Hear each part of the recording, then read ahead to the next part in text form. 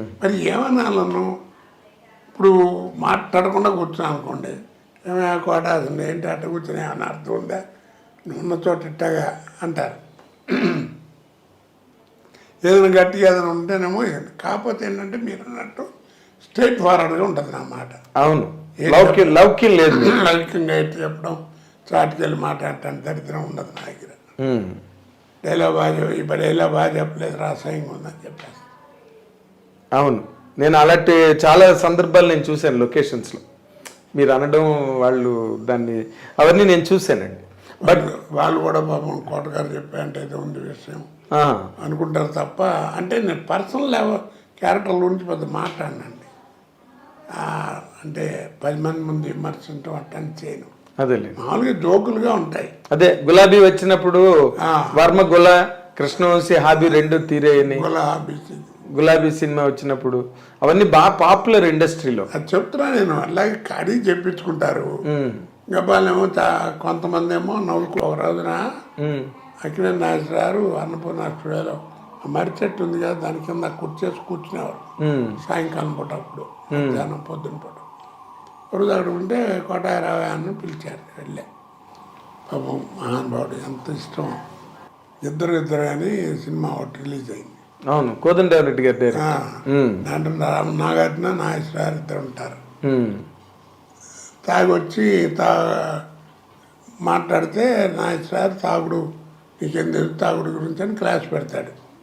అలా ఇంట్లో తల్లిదండ్రులు ఒరిజినల్ మాట్లాడుకున్నట్టు ఉంటాయి. ఆ సినిమా గురించి ఏంటి ఆయన ఉద్దేశం అన్నాడు. దాంట్లో నేను వెళ్ళను. ఏముంది చెప్పు సరదాగా అందరూ అంటుంటారు వినాలి ముందు అన్నాడు.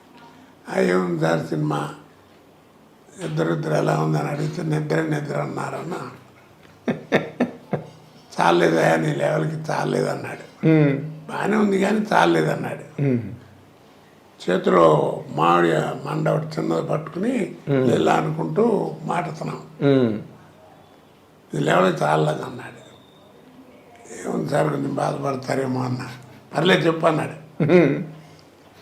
ఏం లేదండి, తాగొచ్చి మీతో మాట్లాడుతుంటాడు కదా, మీ ముందు ఎవడన్నా తాగుడు యాక్షన్ చేస్తే ఎవడన్నా నవ్వుతారు, మీరు ఎంత పాపులరో ఇలాగే మాట్లాడి లెక్కరికి లిక్యూరికి తేడా తెలుసా అని ఏదో మీటింగ్ పెడతాడు ఆయన. ఇంటర్వ్యూలు అందరూ వెళ్ళిపోతున్నారండి. వెళ్ళిపోతున్నారు ఏంటి సినిమా వాళ్ళది అది కదండి, వాళ్ళిద్దరూ ఏదో father and Sons family affairs మాట్లాడుకున్నారు, మనం వినటం బాగుండదని వచ్చేస్తున్నాం అన్నారు. అన్నా ఆ చిన్న మామిడి మనకి పేర్లు కొట్టి బయలు చెప్పా నవ్వుకున్నాడు.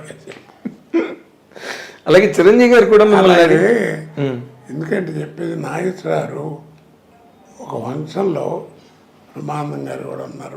బ్రహ్మానందం గారు ఫంక్షన్ అది, ఆయనకి అభినందన నాగేశ్వరరావు పెద్ద ఆయన చీఫ్ గెస్ట్ ఏదో మాట్లాడుతున్నా. ఎప్పుడు వెళ్ళలేదు, నాకు పద్మశ్రీ వచ్చినంత ఆనందం వేసింది ఆ రోజు, ఇప్పుడు కొన్నేళ్ల క్రితం.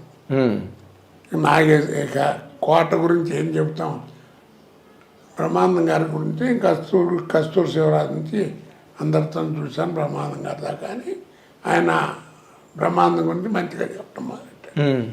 అయిపోయిన తర్వాత పక్కనే ఉన్నాడు. ఈ కోట గురించి ఏం చెప్పాలి, ఒకటే ఒక మాట అండి, నో రీప్లేస్మెంట్ ఫర్ హిమ్ అన్నాడు.